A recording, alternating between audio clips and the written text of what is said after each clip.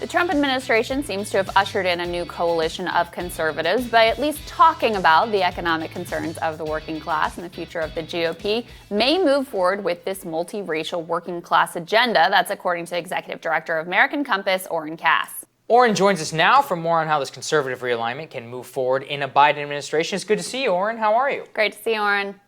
Pretty good. How are you guys? Great, Oren. Oren, this is the great question, right? You read your piece. It was absolutely fantastic. Donald Trump ushered in a new wave. He won voters, which pretty much no other Republican probably could have won.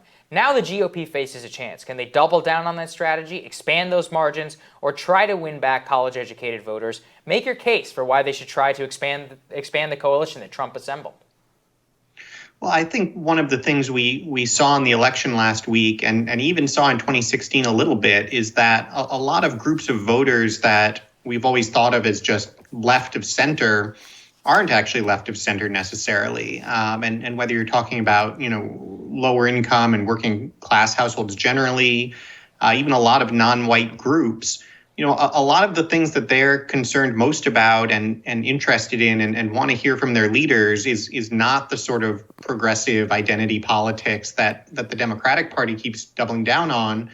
It's much closer to what someone like President Trump was talking about a lot of time, focusing on jobs, focusing on the health of local communities, and focusing on American patriotism and actually celebrating America. And so there is a direction to move there that I think actually shows a lot of potential. I think there are some ways in which Trump did not engage them as well as a right of center candidate potentially could.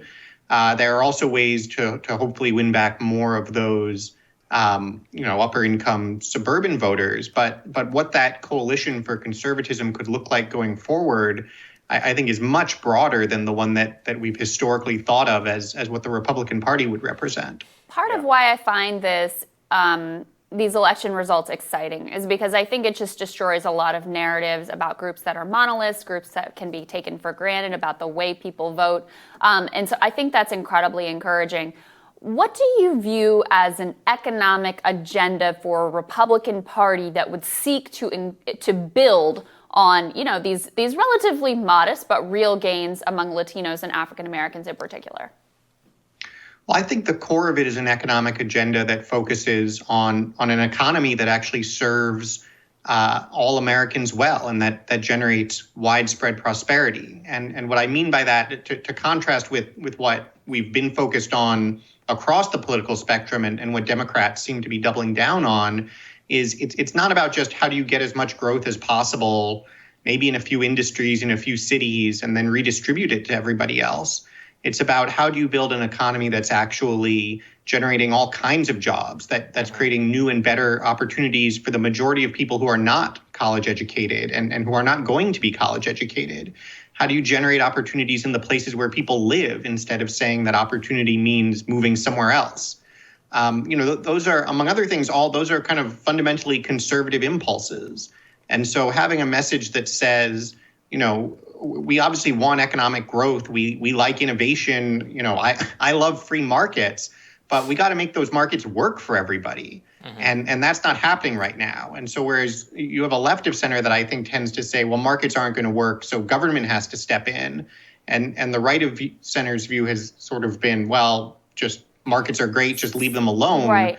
I think there's a real opportunity to say, no, markets can do better than they're doing. And government has a role in shaping the way that markets work. Dig in a little bit on that, because the sort of, premier effort in that regard in the Trump administration was these opportunity zones, which appear to have ended up being mostly like a tax giveaway to real estate developers in the end. I'm sure they have done some good things, but they're certainly not going to transform the landscape as you're talking about. So what are the specific policies that you have in mind here? Yeah, opportunity zones is a great example where the impulse that said we don't just want investment anywhere, we care about where there's investment. That's great. I think, as you said, at best the jury is out on how well they will perform. Certainly there are some concerning signs.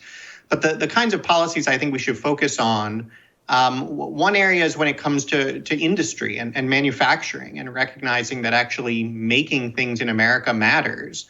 And so having, policies that encourage people to invest in domestic manufacturing, sometimes say you have to make things in America, focus much more on training for those kinds of industries instead of just subsidizing college. One interesting idea is what's called an infrastructure bank that really helps to finance the kinds of infrastructure, whether that's ports, roads, rural broadband, all the things that we need that cost a lot of money and that the private sector could play a role in, but that the public sector has to play a role in too. I think all of those things would make a big difference. And then another area I think really to focus on is education and not how do we get more people into college? How do we make college free? How do we forgive the debt of people who went to college? But how do we provide good pathways to good careers for the majority of people who aren't college graduates? That I think should be our top focus, and we should be spending at least as much on them as we spend on the college kids, whereas right now we spend at least 10 times as much on the college kids. Here's my question, Oren. How do you operationalize a conservative, forward-looking agenda in an opposition environment? So this is something I'm taking a very close look at. I see Mitch McConnell out there saying we need to win back these college-educated whites. Lindsey Graham, the first two things he says he wants to work with Biden on are the debt and amnesty for illegal immigrants. Seems to have learned nothing from the Trump years. I mean, how do you operationalize what you and I are talking about when you have people like that who are in the United States Senate?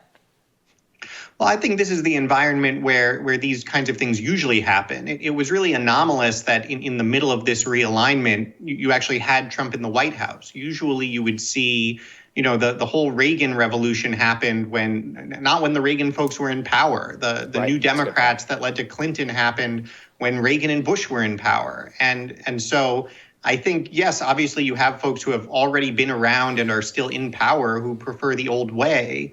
But I don't think that's where the energy is, even among elected officials, let alone the next generation of folks who are going to be coming through. And so I think as we look ahead, we're at the very start of a big fight about what is the agenda now for the post-Trump right of center.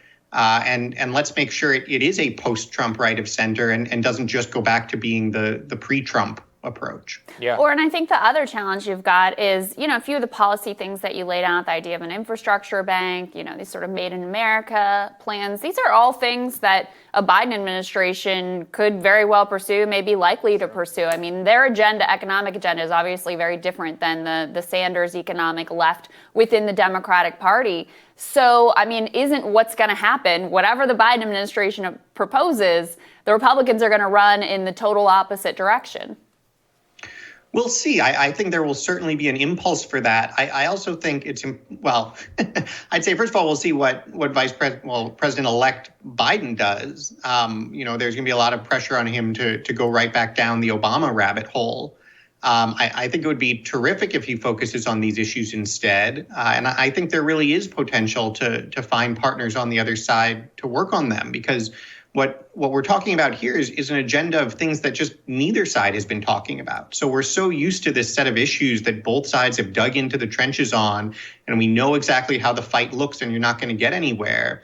If you throw something on the table that there hasn't even really been a fight about in the past, will there be some standard partisanship? Of course, but I think there's actually potential to make progress when you suddenly realize, hey, here's an issue that there are folks on both sides who are really positive about. Mm-hmm. Yeah, I mean, we're going to see. Thanks, Oren. Thanks for joining us, man. Great to see you, Oren. Thank you. Good to see you. Coming up, Joe Biden is planning to quickly signal a series of executive orders if sworn into office. We're going to discuss some of them when Rising continues.